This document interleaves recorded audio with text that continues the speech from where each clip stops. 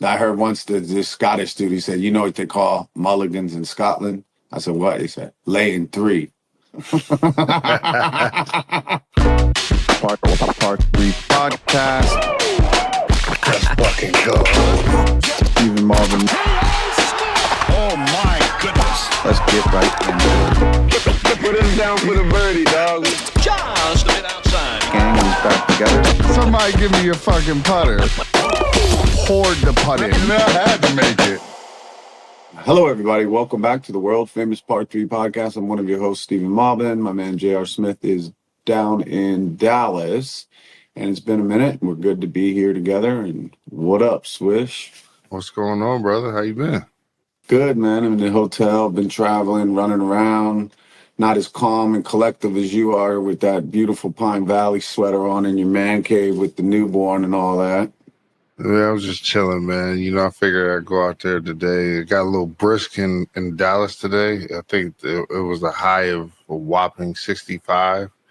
And, you know, I get up early. You know, most golfers, we like to get up early. So I got a little putting green outside, and I like to normally get up in the morning and go hit a few putts. And it was about 45 degrees outside. So I was like, you know what? Let me look at something with some layers. And I seen this pretty little thing sitting in the closet, and I was like, you know what? It's been a while. So thought I'm going to get out there. Tell us how was Pine Valley? Number one in the world. It's incredible, man. It's like, honestly, it's hard to say someone designed it. Like, it's one of those places that just looks like it's supposed to be there, you know, and it's crazy because like the drive up and all that, it doesn't have like the majestic feel of Pine Valley. I mean of Augusta. You know, you got to cross the little train tracks, South Jersey. So it's like literally probably the best hidden gem in that situation like is possible. The greens was incredible. Every shot. I mean, the first time I played there, I think I shot 78, 79, and it was just like I wasn't thinking. I was playing lights. I was like, I'm just playing Pine Valley. I'm just hitting easy shots. The next time I played it, of course, I was in my head thinking like, oh, I can play good here, and I shot like 94. So, yeah. But it's amazing, man. It's my favorite personally.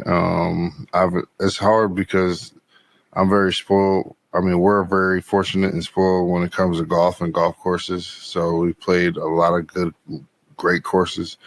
As some people probably never get to play or experience. So, but there in Cyprus, I tell everybody all the time, it's like those first 11 holes at Cyprus don't give it any justice because everybody only talks about like the last 3 or 4.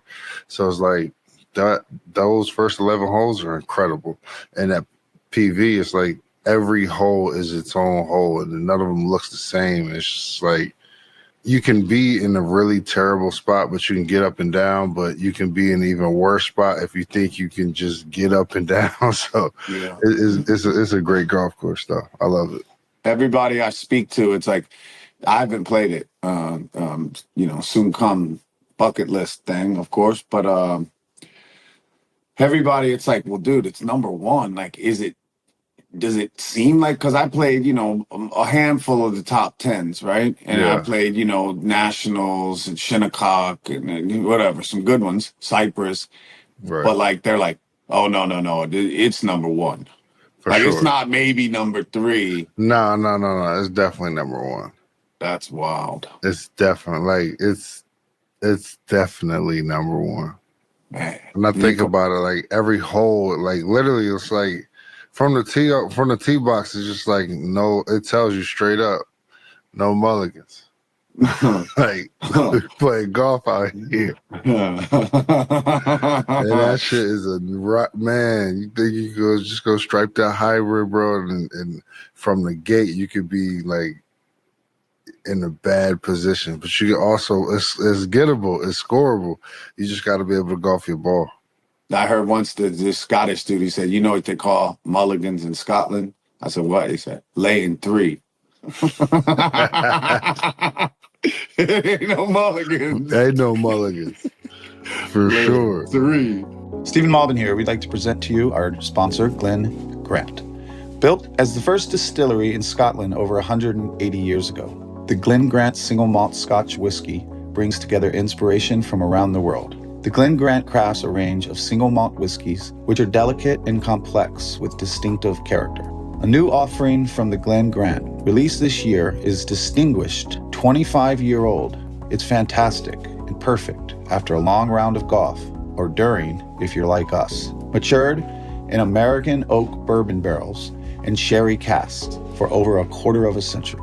Bottled at 46% ABV, the whiskey tastes of dark chocolate, zesty orange, oak, and nutmeg that finished with lingering warm spices and a hint of soft smoke. Make every sip count with Glen Grant today. The Glen Grant. Drink responsibly. Copyright 2024, Campari America, New York, New York. How's the new CEO life, man? How's good, the shape man. up? It's cool. His background is merchandising, supply chain, product segmentation, and all that, and international distribution. So it's great when, I'm trying to figure those things out. I don't have the experience in all of this. So him being able to be like, well, no, this isn't. It's like if you're like trying to hit bunker shots on your own and figure it out, or if you go grab, a great bunker player and you say, oh, how do I do this? And then the dude's like, oh, this is easy. I can teach you in 2 minutes. But if it's like you and your man and you never learned how to hit out of a bunker, you might just sit there and not figure it out. So I think it's just experience is crucial in anything, and international distribution and all of this stuff. He launched Nike in China. So, lived out there, did that whole thing. He getting along with the team great. Everyone loves him. He rolling his sleeves up and getting after it. We're going, Erica and I are about to meet him, and the three of us are about to go to Hong Kong, Manila, and Seoul. Working on all of that type of stuff. So yeah, it's so good. is it taking weight off your shoulders, or? Yeah, it's not only weight. Yeah, it is for sure. I mean, my job is like to design, play golf, do public facing stuff. Work on collaborations, work with our team, getting more people on it, etc. But like, I'm not that skilled at like supply chain and operational logistics of how to get like, I tell people like on the design side, I work, 40%. It's like 20% at the beginning when we're designing it, mood boards, color stories, theme, blah, blah, blah. And then I leave it alone in the middle. And then after all, everything's been fit and the sizing and the situation's back where now I have samples in the gear. And then I re-engage and do the last 20%, which is the storytelling, the content, the photo shoots, the videos, all of this stuff, seeding, sending it to friends. He's really good at that other 20%. And when you're, our brand has grown a lot. So like when you're, it's wild. It's like you're okay. Sure, people could say, "Oh, you have competition of like other golf brands and clothing companies or whatever." But like, I don't even worry about that. I worry about the competition that they have and the power that those brands have in the factories. So if something's going to be late, they like any business. It's like, all right, well, one of our 5 people are going to be late. Who should we make late? They're like the one that bills the smallest amount, because if we lose the big dog, we're going to have to like relocate, So now you're competing with like timing. And when you're doing international distribution, when you're doing, member guests and season openers at clubs and this, that, and the other, and there's trade shows, etc. Like you can't be late. So I think it's nice to have someone in our corner that like, understands that side of it and can position us properly in those factories so we're not getting beat. Like that's not even a company. People are like, oh, who's your competition? It's like, damn, fucking factory.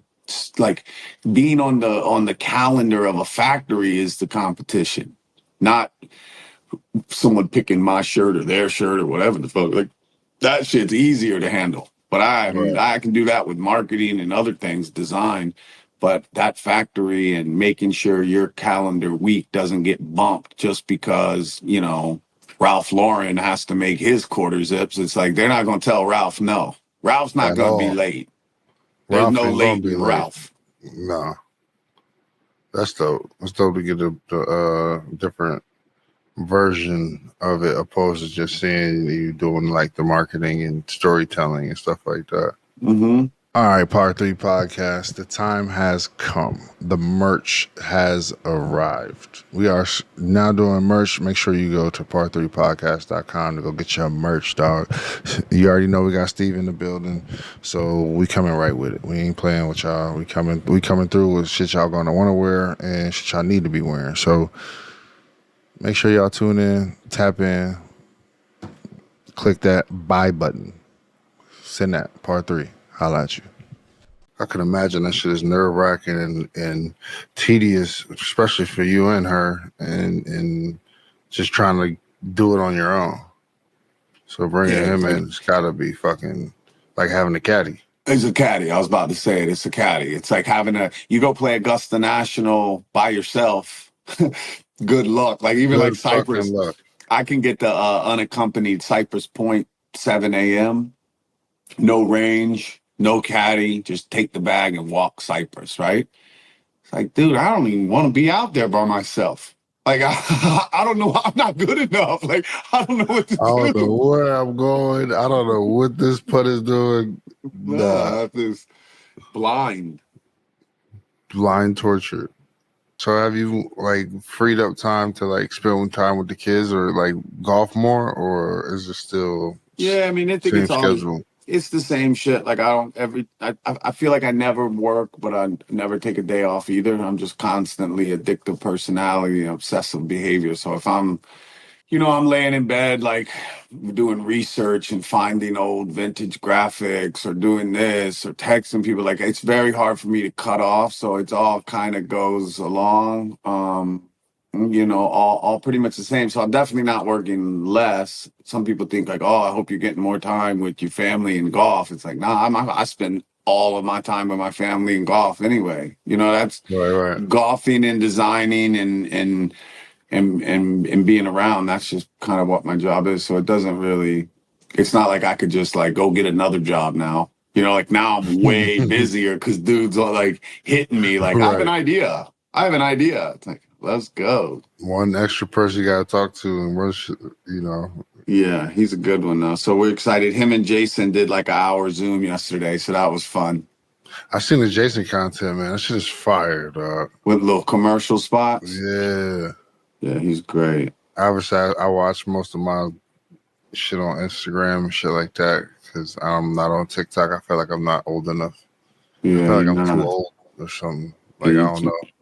You're too TikTok old. version of the Swish is not there yet. I gotta get my kids to help me out. Exactly. Yeah, Jason's cool. We just did a photo shoot with Charlie Hall and I seen that one too. Seen the smoke, little. Yeah. I seen that. Yeah. She's the fucking best. Where was that at, you said? In London at Fox Hills Golf Club or something, wherever her home course is. So we shot there, and then we shot in basically all around there. And Erica went with the team, Dakota and Nico and the people who do the content stuff with us. They all went. I stayed and went to the first week. We opened a new office in LA, so I stayed back, and Erica went and handled it. So it was great. It's great to have people ask a lot of like, how is it working with your wife? It's like, well, it's not all good, but it's not all bad either. There's sides of it that are just the best. You can get shit done quick, and you know how to get around the house, right? Like on a partnership. So, like even with work or at the house, it's not that much different. Like, people have roommates and you be best friends and you share a house together. You end up hating each other. Yeah, right? Because sure. this shit is quick. All of a sudden, like, I can't stand this person anymore. Absolutely. So once you get to that level where you can live with somebody, it's pretty easy to, divide and conquer. Like, I'm going to pick up this kid, you pick up that kid, and I'll see you for dinner. Right. So it's the same stuff, really. Teamwork. That's fire. So I played in me and Jesus played in we played in the boar hunt, the member guest at Preserve. Mm-hmm. We won the championship flight. It was a point system joint, so you could get maximum 10 points. So that means you win every hole and you get one for winning the nine hole matches. And the first match, we had half a point after 5 holes. These 2 Korean dudes were killing us. They were chipping in, making 40-foot birdie putts. They were smoking us, dude. I couldn't even believe it. And they kept telling me they buy all our gear and this, that, and the other. And I'm like talking to them too much, being too friendly over here. They're just chipping in on me like they were smoking us. And then we won 7, 8, 9. So we got 3.5 points total. Then we won 6.5, 6.5, 6.5, and we were down 3 to Chris Pryor and Steve John, who runs the AT&T Pro-Am out in Pebble, the Monterey Peninsula Foundation. Yeah. So we were down 3 to him, to me and Jesus. So we start off 1. I got a stroke on 1. I parred 1. We go 1 up. He parred 2. They bogeyed it. We go 2 up. Tied 3, and then Jesus birdied 4, 5, 6, 7, and I birdied 8, 9, and we beat them eight and two, 8 and 2, just cleaned them out. So that was great, and I'm still riding that high coming into this week. Now I'm playing in a mid-am at the Stocker Cup up at the Preserve. I'm playing with my partners named Nate Smith. He played at Stevenson High School, then he played at Duke. Then he went European Tour, Web Tour, and did 1 year on the PGA Tour with young Willie, with the Wave God, Willie. Yeah. But it's amazing at how good those tour guys are. Like, once you got it forever. Like, For sure. this dude makes Especially a at that double level. bogey. He make a double bogey. He doesn't even think anything of it. Just birdie the next 2 holes. This shit is like, it's okay. To them, it's like, it's funny because it's the mindset of, okay, I bogeyed or doubled, 1 or 2 holes. That only means I'm not going to be able to have an opportunity to birdie 18 holes. Like, I can still birdie 16 holes or 15 holes or whatever. It doesn't matter. It doesn't matter. And to play with that confidence is like, I can pretty much lock in and birdie whatever, or at least get up and down and get around the course with very little hiccups is that's impressive. Yeah, they're really good. They're great. And I talked to Willie about him. I'm like, I said, dude, that guy's fucking good. He goes, yeah, he's got a lot of grit. And that's a good word for it. It's just grit. It's just like he started off, maybe made a bogey, made another bogey, but like just never, ever counts himself out. Just keeps going, keeps grinding. And then he starts getting in a little bit of in the zone. He's hitting irons in there 1 foot. He's not making 7-footers for birdie. They're like 1 foot kick it, just tap ins, just like it's over. He almost dunked it. I mean, the dude did shit 3, 4 holes in a row. So I think he had 2 doubles today. He had 3 bogeys, and he had 6 birdies to shoot 1 over. It's like, damn, but it was 20 mile per hour winds and gusts of 40, and they got the greens fast at the Preserve, and that shit was wild. I've never seen it tear people up like that. Like 1 under is the lead. 1 under's in the lead at the Preserve, and these are the best mid-am players in the country. So that's crazy. He's only 2 back, and it's like, damn, this dude. But that's it. You just gotta those pros. They make so many birdies that it's like, it's all right if you make a couple bogeys. It doesn't even matter. It's like, I'll just eagle the par 5, just stay in it and stay positive and just laugh at how hard golf is. I mean, one of the holes he doubled, he had a little easy ass chip out of the rough, not the easiest, but he hit like a shank skull. The shit flew all the way over the green.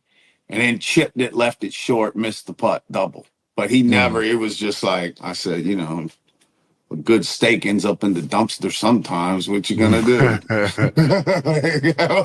What we gonna do? Like, maybe birdie the next 2 holes. Like, that's for sure. That's what we do. There's only answer. You play bad, you just got to make birdies right after, or pars, or whatever that is. Yeah, I haven't gotten any. I need to play more competition, and I just need to play more right now. I've been hitting in the simulator so much. I feel like I got my numbers dialed. I just got to go out there and transfer that into space. Yeah, it's fun. I played with Michael Block's out here in Pebble for the TaylorMade stuff, and he said he saw you in the in a restaurant or something. Yeah, I seen Blocky at where did I see Blocky? I seen Blocky out here one time. He said you were looking for your crib in Dallas. So that's when Yeah, I was at PGA Frisco. Yeah, he's doing a TaylorMade thing over there. Blocky's a great dude, man. He's a great time. Tell you that. We have a good time together, me and Blocky. Yeah, he's fun. He's fun to play with. He was in a match playing some other dude at the Preserve, and like first of all, he doesn't make mistakes. And then second of all, they're playing match play, 100 on the front, 100 on the back, 100 overall, nothing crazy. Right. But dude, I'm riding in his cart, and he just patiently waits for the other person to make a mistake. That's all he's doing. Just lazy pars, no big deal, no excitement. Just a little cut down the middle, hit it on the green, tap it, put it up there 2-3 inches, tap it in for par, move on. And as soon as the opponent makes a mistake, it's like, watch this. The dude misses left and he's short-sighted. Blocky's like, I'm gonna hit it 4 foot right at the pin. Watch this. Just fucking hit it right 4 foot right at the pin with an uphill 4 foot putt. And then now this dude's over there short-sided trying to hit a flop shot onto the fringe and make it trickle down a hill, chunks it, leaves it, 2 foot short in the rough still, and it's over. It's over at that point. So it's amazing to watch him do that with the confidence of like, that again, it's that confidence. It's like you can just fucking just cruise along in match play. And as soon as somebody makes a mistake, then it's pedal to the metal. Just bang them. And then they can't, and that's it. And they don't make mistakes and you can't lose. Yeah. I can't wait to start like really gaming dudes again, man. Especially out here. I gotta find a good crew to run with. I know Spieth and those boys are out here, and it was Tom Kim and those the boys. Let me ask you, if Spieth gives you 10 strokes, there's no way he beats me. No way, right? What about 8? What about 8? 8, 4 and 4. Man, you have to play. I'm 4 and 4. I gotta play. You gotta play. 10 is 10 is like no way, bro. Yeah. 10 that's what I always say. Nuts. So 9. If he gives you 8 strokes, I would say I'm not gonna lie. What's my boy name? Scotty. Yeah. You need 10. I need 12. I'm not gonna lie. The way he gaming it, man, I'm telling you, I seen this shit on YouTube, bro. He was over here telling the dude how far he was hitting it by his swing. Like, dude had the monitor and shit, and the dude, like, he hits the club. He's like 168. And then you flip his shit around, and he's like 168. I'm like, no way. If you know your yardage is like that, bro, I ain't got no smoke. I mean, people were talking this season when he played. It was like, if he putted good, he wins. If he putts bad, he gets top 5. So that's it. That's it. Asking, would you rather have Xander's year or Scotty's year? Are you kidding me? Don't get me wrong. Xander has 2 majors. Okay, cool, great. Didn't Buddy just win Augusta? He won the Masters, right? Yeah, I think he won a Masters, Olympic gold, like an 8, 10 other times. He won everything other than the 2 majors. Okay, give it to Xander. But everything else, when he teed it up, he won. I'm taking that. And even if he didn't win, he got like top 5. Like even on almost every tournament he played in, it seemed like this dude was gonna win. He won what, 4 in a row, 5 in a row? Yeah, he's awesome. For sure. Yeah, you gotta start playing with him, bro. I need to, because he a big dude too. I heard he about 6'4", 6'5". So Scotty, hit up Swish. Yeah, Scotty, holla at me, baby. Give him that tea time. Yo, what you think about the live and PGA Ryder Cup? You think the live players should be able to play? Hell yeah. You know how I think about it. I think Keegan Keegan Bradley said he's like, I'm picking the best players. It's Yeah. like, like we're right now working on hopefully getting a live team. And like, I want to do, like a campaign and have a very famous live player and a very famous Jason Day and do an ad together. And it's like the green's the common ground. Like, I don't care about that stuff. I play golf. Like Right. I play golf. I'm not a politician. It's not my job. Like, I play golf and I design and I hang with my kids. That shit has nothing to do with me. Like, Zero. with all of that politics and this but Dustin Johnson's the bad guy.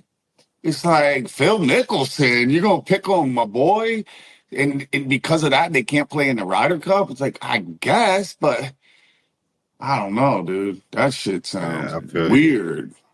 So I think it's all gonna kind of go away. I mean, the guy Yosef or whatever his name is, the boss, just played at the Dunhill Invitational as a partner of Jay Monahan. Like, they played in a tournament together. The two bosses were partners in the pro-am. Oh, really? Yeah, like they played as partners in a 4-day, pro-am tournament. That's dope. Probably a pro each, or I don't know who the pros were, but I know those two purposely made themselves be partners. Which is interesting if they're doing that. And I think, like live, I think it's just like enough, dude. Like the PGA Tour had to do whatever they could do to try to stop somebody, sliding in on their block. And they did everything they could do. Everything they could. It's like somebody asked me the other day up in Canada, they said, who's going to win the election? I said, whoever cheats more. I don't know. I really don't know the answer. Swiss, I don't know. Fuck. Somebody's going to win it, but somebody's going to win. It's 50-50. It's 50-50. I don't know who's going to win. This day and age, I don't know what the fuck is going on. You know what I mean? It's like one of them. Wild times, man. Bro, what do you think about the prices? You seen the prices? $750 is the lowest for a ticket. For the Ryder Cup? For Ryder Cup? $750. That's tough, man. That's tough. It's just at some point. And I think that's one day. Yeah, it's tough, dude. You want to go for 2-3 days. You're gonna bring your lady, your kid. You're gonna go and watch it as it should be watched. Memorabilia. It's tricky. They got to make money or something, but at the same time, like they got like TV deals and they got this and they got like, I don't understand why the only way to make money is to juice the price to that point. And then that's the cheapest ticket.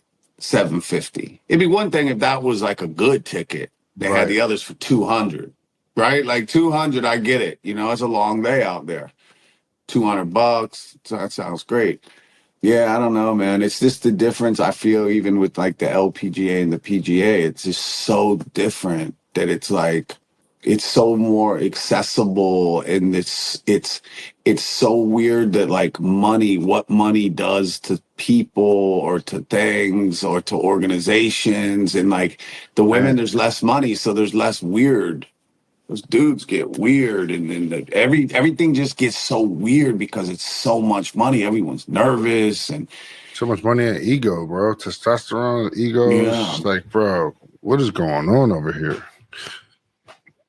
Everybody's got like, and it's tough because obviously it's an individual sport, so you have to be somewhat of an alpha and as an individual to be able to think you can achieve that shit. But it's just shit is weird over there. Shit gets weird. I'm excited to see Bryson and Brooks play. Rory, who's Rory's partner? Was it Max? It's gonna be Scheffler. I think. Scotty. Yeah, Scotty. Yeah. Oh, that's gonna be great, right? Yeah. Who you got? It's pretty hard to go against Scotty Scheffler, and I don't know if Brooks and them play. I don't know. Bryson and Scheffler, that's a hard one. That's hard. That's a tough one. That's tough. Brooks and Rory is a pretty tough one. It sounds pretty evenly matched to me. It's like Rory A player, B player. Rory got to bring it, I think. He's gonna have to, or Brooks got to bring it. Because the thing about Brooks, I'm not really worried about Brooks because Brooks is competitive. He's just like a competitor. Like he just wants to compete and beat the shit out of everybody because show him he's the best. I think Bryson is way too much of a technician not to show up like with his A game, especially like competing against. I think Scotty will play good. I think it's really dependent on Rory. Like which side of Rory you gonna see. If you get the good Rory, If you get a good Rory, they it's can't gonna be beat. Oh no! If you get a good Rory, they cannot be beat. No chance. I'd agree. For sure. Putting Rory, chipping, short game is where it's at. He's going to hit drives, but if his short game is where it is or where it could be, oh man, it's going to be a long day. I think it's just interesting that like, you know, it's like that's what people want to see, and that's why the majors are special. And then I'm watching all this new tour thing where they have this like fall season or something. You see them doing like the Shriners right now, and last week they did a new one in Utah, and this, that, and the other. Is like I don't really even know who most of those golfers are, and I'm obsessed with golf, right? So like, it's hard for the fans, and then you'll have those tournaments will be like ghost towns, yet. You know, you can't even pay someone to go. And then the Ryder Cup, they're gonna hit you in the head for $750. And I'm even thinking of going myself. And it's like, dude, I don't even think I can handle New York City trying to get to Bethpage and like where's parking and like I'm not going. I'm not going. You're not going, right? No, I mean, unless you could ride in with fucking Scotty. Yeah, right. Unless I could ride in with Scotty or Tiger off the boat or something and just catch a heli. Exactly. And you got to take the train. We're fucked. Oh, man, you'd never make it. Leaving. They'd be trying to leave now. Exactly. Let me ask you this, though, man. Over the years, bro, who's your favorite? Because obviously we just talking about caddies, even like with the CEO. Like, who's your favorite caddy player relationship? Like bond. Like if I could think of one for me, it's like kind of like Bones and Phil. But like who would you say is like iconic for you? I kind of like old Fluff and Tiger when Fluff would wear the Grateful Dead shirts and smoke cigarettes and then let the cigarette show him the smoke, which way the smoke's going so he give him the read, drag the cigarette and hold his cigarette like this, and then okay, it's going right. I thought that one was cool. I mean, and then also Ben Crenshaw and the dude, Ben Crenshaw's caddy. 76-year-old Carl Jackson first began as a caddy at Augusta National in 1959. He was 11. But he's probably most well known as the man who walked with Ben Crenshaw in 39 Masters, including Gentle Ben's 2 wins. And he caddied for him the last time at Augusta, and Ben Crenshaw was crying and all that. Like, he was a caddy at Augusta. Ben Crenshaw fell in love with him, and then he went on tour with Ben forever. Ben Crenshaw was cool. That's like I'm sure they can cut something in here, but that when Ben Crenshaw played with him the last time, that was wild. And then even Fluff again, he's with Furyk, but at the President's Cup, he just let Fluff ride in the cart with him. You know, and the captain, he was caddying in the cart. That motherfucker just old as hell. I ain't gonna lie, man. Fluff, like he had 2 really iconic like guys, man, and both you could tell that both of them had a different relationship, but it was like still you could tell it really worked out, and they still like care about the guy, and you know, you could tell their games it really helped both of them in their career. So it's dope to see, man. And he got a hell of a personality too. I like G-Bo, my man G-Bo, who we had on the show. G-Bo with Bryson. That sounds fun. In that episode when he was just talking about how, like, you know, Bryson was like, dude, I'm lost. Like, I'm lost. I don't know what my swing's doing. I don't know what the hell's happening, but like, I'm a hard worker. And you know, he was with him. G-Bo used to do Tony Finau, and then they just linked up and how it's been working out and went in Pinehurst. Oh, you know what I love is Tommy Fleetwood's caddy. You ever see him? Yeah, I've seen him a few times. He's like the gentle giant, mad big tattoos, but he's like super sweet. And then Tommy's like small and scrappy and pissed a little bit. You know? Almost look like his bodyguard. Yeah, I like those too. I like Scheffler's caddy, man. He used to be with Bubba. Yeah, he's good.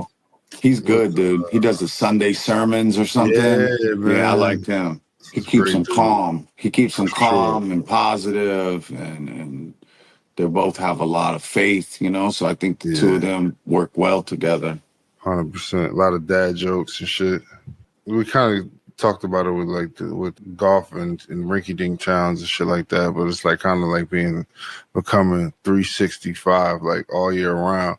Like, do you think that is harder on the fans to, like you were saying, to go to a Ryder Cup where it's like 750 opposed to, and on top of that, you got some of these events that's 365 where a lot of the top guys don't go. That's why they had to put the elevated events in. It's different, You got Live, you got President's Cup, you got Ryder Cup, so that's U.S. versus the Europeans, and then U.S. versus the internationals. Like that's a lot, right? One's every couple years, this, that, another. Now you got the Olympics heading to Riviera. You got the Ryder Cup going to Bethpage. You got, elevated events. I don't know, 30 events or something, however many, 20, 30 events are elevated that everyone goes to. And then you got the four majors, and then you got the players.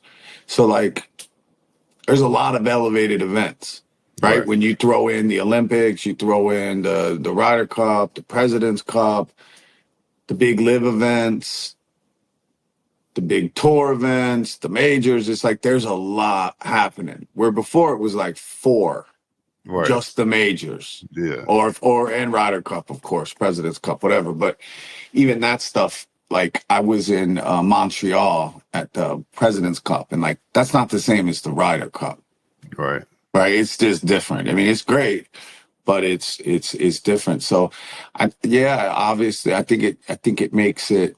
I don't know. I guess it's good because there are a lot of really good ones, but also Yeah. like it's also good because there's a lot of smaller ones, and you can go out and get closer, and there's less, ego and money and this, and you can get closer, and there's less swarms of people, and you can actually, as a golf fan, I think in America that, like going to the Open in Scotland last year, like I've never seen golf fans like that.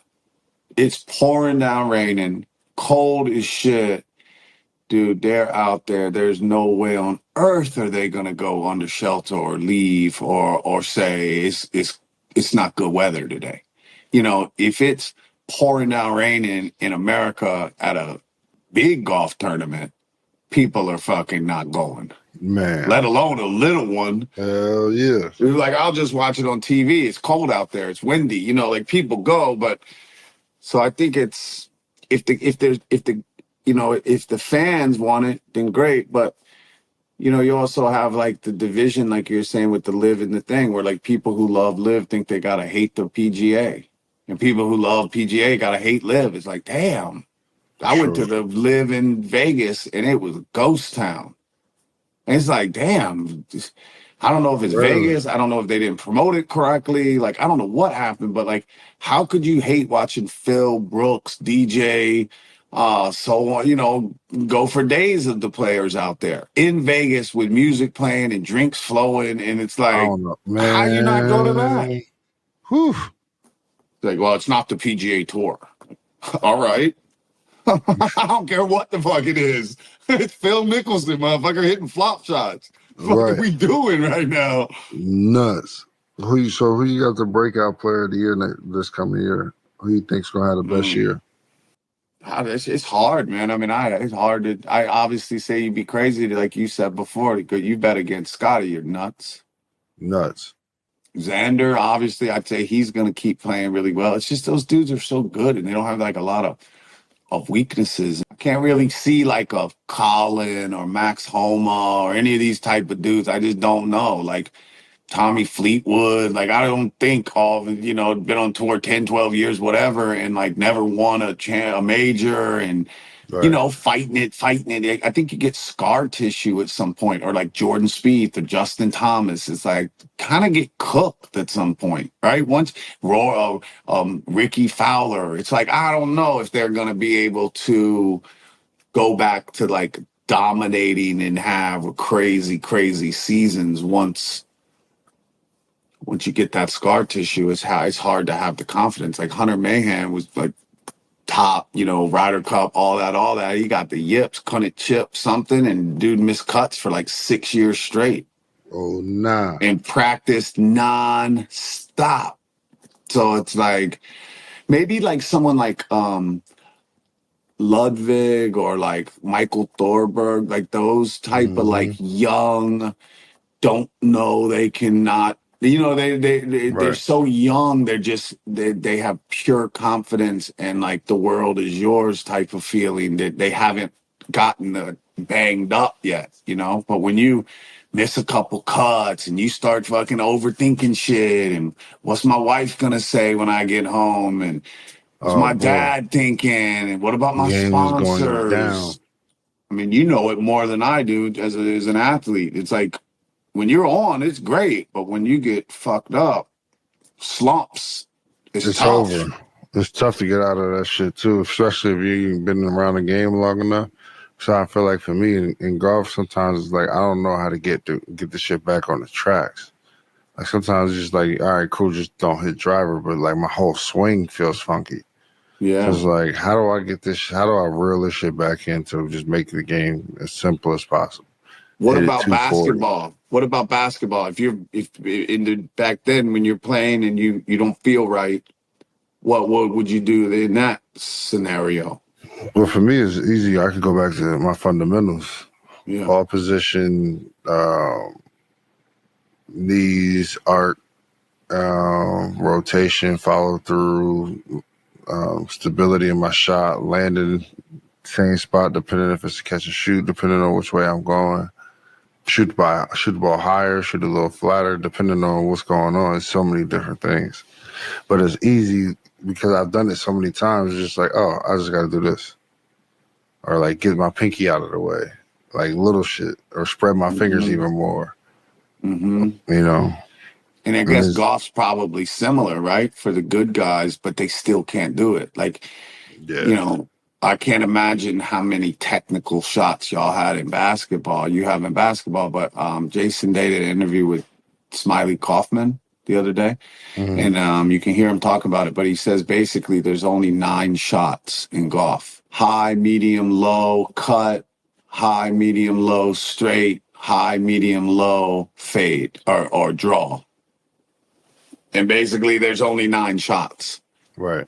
And you hit your driver high with a draw, medium with a draw, low with a draw, high, medium, low, straight, high, medium, low with a cut. That should be enough shots for you to like successfully navigate yourself around the course. But even then, it's like, okay, great. Now you got all those. Okay, well, what if you're missing putts? Right. Like, now what you gonna do? Then You what? lose confidence. It's like, Don't let me chili dip a chip. Oh my God. We in a whole new game plan, bro. I think it's hard for golfers to have what like even Dustin Johnson had. They say Dustin Johnson was great because like he literally just would forget. Like you gotta have like a really, really, really short term memory, right? Yeah. Like if you hit a bad shot, you chunk a chili dip or something on a wedge, guaranteed in the next couple holes you're gonna have another one. Oh, for If sure. you're still thinking about that one, Woo. the odds are you do it again. 100%. But if you think I'm gonna make it, then you might just make it. You might just chip it if in not and get it damn close. yeah, and have full confidence to do it. But that's the part with the comeback, or that's the part that I question on how can people who have lost confidence get back the confidence. So yeah, fundamentals, great. I get it. Yet when you stand over that ball, like we said before, like when Jordan Spieth was the best putter in the world, that dude was making like the highest percentage of 20-foot putts in end than anybody ever. And then I'd see his face on TV, 22-foot putt for birdie. I'm like, oh, he's making that. There's no question he's making it. And then fast forward to last year, he'd have the same putt. And I look at him and be like, nah, he's not even going to hit it near the hole. Man. He'd block it a foot, leave it short. Just like soon as they hit it off the face like this, hit it and be like, they know it's not going in. So it's hard, man. I don't know if there's any other sport that's harder because, like you said, it's just carnage and fucking scar tissue. Man, I don't think so. I don't think it's a harder sport than golf, bro. And it's all self-inflicted. You're talking about like when you're playing bad, it's like, just you can't hit your driver, so now you're gonna try to hit your 3-wood. It's like, you're cooked. Yeah, You're gonna hit the 3-wood bad too. 100%. Now It's I'm all the like, same all right, shit. let's just hit this one back, please, please, please, please, please. Oh shit! Then you go to the hybrid. This, before you know Now it, you you hit hitting the fucking 3 irons and 4 irons off the tee. 4 iron in the bunker. For Right. sure. Playing for par out the bunker from 30 yards. The cool thing is though with golf as wild as all that sounds, like it just takes like one picture or one feeling or one shot. Someone sent me a new putter. I was putting with it in the garage. I took it out for the practice round the other day. I was putting great with that fucking thing. It's probably not even much different than the current one. There was some pro I heard that said he won 10 tournaments with putters he bought out of the pro shop on practice day. It's like you switching clubs. It's like, I can't hit this 3-wood. Let me get a new one. It's like, 3-wood's the same fucking 3-wood as the other 3-wood. And shaft, everything's the same. Just the way it sits up to the eye. And you don't have scar tissue with the new one. You're like, this thing's brand new. I never hit it bad. Give me that thing. She looks I never so missed a pretty. putt. New putter, I never missed a putt. With this putter, I might make every putt today. Don't make the first one, ultimate confidence. Especially even if you don't make it, you get a good roll on it. Like, oh, I like that. Like, I like that. I'm back. I'm back is classic. But it's funny because then you a 3-putt and be like, sorry, it's a new putter. Yeah, don't be mean to her. It's like a puppy. It's like a puppy. It's like your new puppy. Like she can shit in the house. It pissed too. It's a puppy. Don't even worry about it. It's cool. I'll clean it up. Don't be mad at her. Put the jacket My on fault. You get back. It's my fault. I didn't walk her. I didn't take her out. That was it. Yeah, good little catch up. I need to get down there. Maybe I'm gonna be in Europe for like a week or Asia for like a week or so, and then maybe try to come down and link up there in Dallas and do some joints. Hell yeah. And then what about this year? What do you got goals for going to anything? What you want to put on the books? We got a little budget over here with the Part 3 podcast. We can go. Man, we can go to the Open, back to the Masters. Ireland, the Open. Ooh. That could be a play. And start playing. I would love to go there, man. So let's do that. We'll start booking tee times. We go play around Ireland somewhere and do that a couple days. We got a house at the Masters already. We can run that back. Oh, we can sweet. do the podcast from the crib. We already rented one. That's gonna be fun. We go back to Tree Farm. Oh yeah. Oh yeah. I'm trying to get like 10 tee times. Redemption. 5 tee times or something over at the Tree Farm. Go out to Sage Valley again. That place is I gotta put a little Texas group together and get a little PJ. Exactly. That's where they do it. Easy landing, house right there. Yeah, y'all got a fan for yourself though. Once you get there, yeah, this shit is tough. Getting tickets and all that is tough. It's like, dude, I'm not involved. Every man for himself. It'd be like back in New York. When I lived in New York City, we go to the club. I walk up with 3 of my homies. I tell them right before I got to the door, I'm telling you right now, I'm going in. I ain't fuck with y'all. Every man for themselves. If they tell y'all to leave, I'll call you tomorrow. I'm going in. I'm not fucking getting denied. Don't try to guilt trip me either. I'm going in. I'm telling you now. I'll walk up, dap the dude up. What's up, my man? Good looking. You by yourself? Kinda, pretty much. If I need to be. If I need to be. I got my homies like, it's good stuff. Yeah. Well, you handle them how you like. I'll see you next time, player. I'm out. I ain't trying to cause no trouble, man. I appreciate you, man. You don't even worry about it. Exactly. I'll see you in a second, man. I'm good. Hey, he said he got y'all, man. You gotta figure that out. Exactly. I hate y'all later. That's what we're gonna do in Augusta. I'll see y'all later. See y'all later, man. Hey, slide him a dub. He might give me get it out. Yeah, that That's Masters, funny. you can't get no fucking funny business switching passes, doing this. They got No, that sir. shit locked. You can't do it. No wiggle room. Man. But it's wild. It's wild, like just spending the whole year, like just trying to figure it out. Augusta. It's like, where are we gonna stay? Who are we gonna get there? Who's getting the plane? How are we getting tickets? Just it's a lot of work. Hell yeah. Hell yeah. I was gonna ask you before we get out of here, who's your if you had a dream guest for the pod, who would you pick? I like to watch you and Steph Curry, and I'll just take the week off. You know what I mean? I'll just like I'll let you two cool motherfuckers. You know, as a fan, I just want to watch that one. I don't need to be involved. I don't need to chirp in and shit. Like, what am I gonna talk about? Oh yeah, I understand what y'all are talking about. Know it damn well I don't. I'll just fan the fuck out, watch from the crib with Remy. That'd be a good one.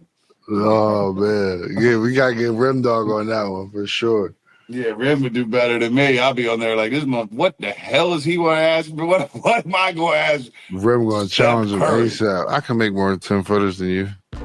Exactly. With a wedge. All right, good shit. Man. Good seeing you, bro. Yes, sir. You too, man. That's another episode of the Part 3 podcast. We appreciate y'all. We'll see y'all next time. Cheese.